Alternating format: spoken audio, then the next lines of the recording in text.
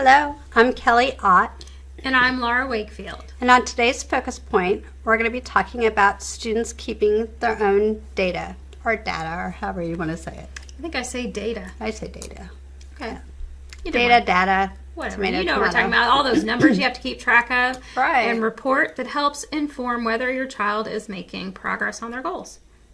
That's simple. So we had done a previous segment on, on IEP pet peeves and had some input from viewers like you. And one of our viewers had commented about being absolutely opposed to students taking their own data. Okay. And I think that there's some obvious concerns with that. And there's obvious benefits too, though. Right. So I think that we need to talk about this a little further. Certainly we agree that students taking their own data and that being the basis for determining progress or reporting in your present level on the progress achieved is probably not the best method of tracking. Oh, yeah, that wouldn't be your only thing, right? Mm-hmm. We would never suggest that that's your sole, piece of data that you report what the students took. Right. However, I think students taking their own data and or being part of taking their own data is really important for executive functioning skills. Well, there's a lot of skills, not just executive functioning skills. Okay. Like I'm thinking about a high schooler that he was having some major behavioral issues, and he was in a system that was very punitive, and he would go and he'd do great for a few days, and then he would make one mistake and it would drop him all the way back to a color level where he'd have to start all over again. Mm-hmm. And so it was very self-defeating for this young man, and he didn't ever feel like he was achieving anything.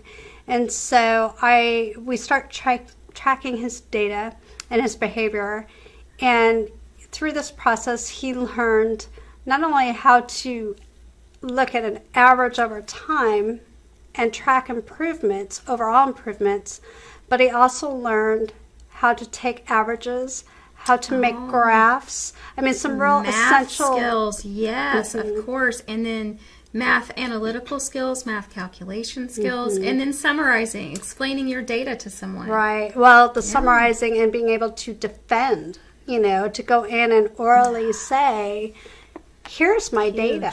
And being able to explain that and use that to his advantage in self-advocacy, which was tremendously beneficial for this young man.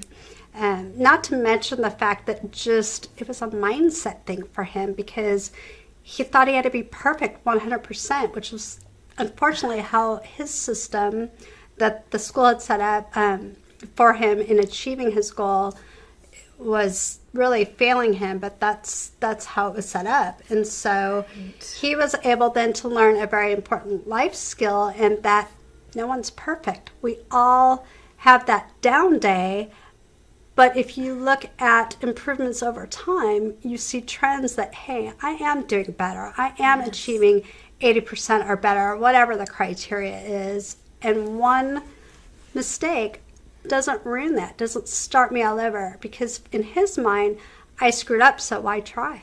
And I was just about to say, I know my personality, and that would be something that I would say, there's no point, and I would just sabotage my day right out of the gate just to get it over with so that I could just goof off the rest of the day, because you know me, that's what I would do. Well, that's exactly what was happening for him. So this learning to take my own data in that manner would teach me that is not the most adaptive way to go forward.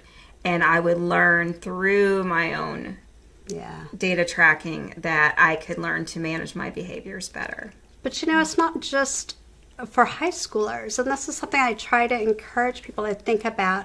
I have preschoolers that come in and they open their folder and they sit down and they can tell me what they're working toward that day, what level. We discuss that at the very beginning of our meeting, and they have little graphs or charts or sticker, whatever they're using.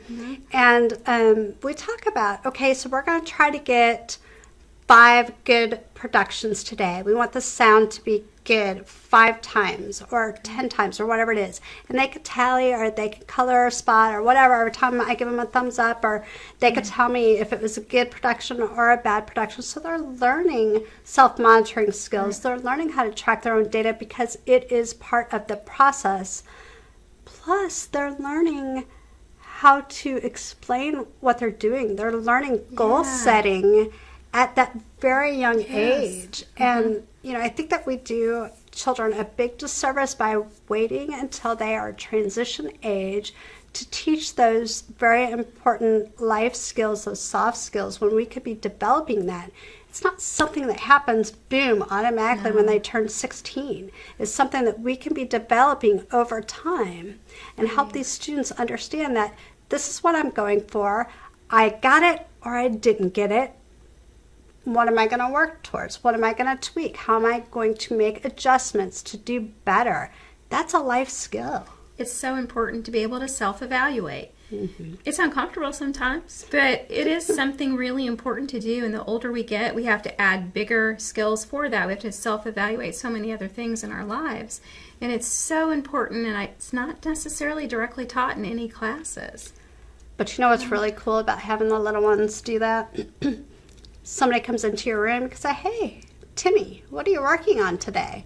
And boy, that kid could spout it out because it is discussed every session when they come in. And they are keeping track of their own data. I mean, I keep track of their data, don't get me wrong. I'm actually reporting the data for progress monitoring. That's separate, and students should never be responsible for that. That's our responsibility.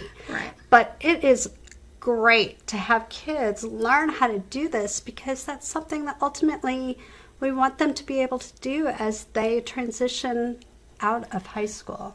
I thought of a data tracking thing that I did with some students that were 5th graders one time. And I gave them little Post-it notes, and they put it on their school box because in this building, the kids took a school box to every class. They did a lot of class changing at this level. And I said, I just want you to think about any time you think about your speech sound, not whenever they produced it or whatever, but just anytime you thought about it in class when you were talking, give yourself a tally mark. I just want to see, I just did it experimentally to see. So when they came back the next week, it was very interesting to see certain kids that weren't making as much progress. And I was hearing back from the teachers, their S&R are still a struggle. But the kids that were just thinking about it and tallying and just had maybe 10 times that they thought about it over the week were making more progress. We know clinically that the self-monitoring process developmentally happens over time. There's, steps to that. And so if we can help them with that process, their carryover into the classroom is going to be much higher. And in any area, it's not just speech or language, it's all academic areas, it's all areas of the IEP to get them to actually take what we are teaching them in that pull out or that push in session to carry over into their everyday skills at home and school.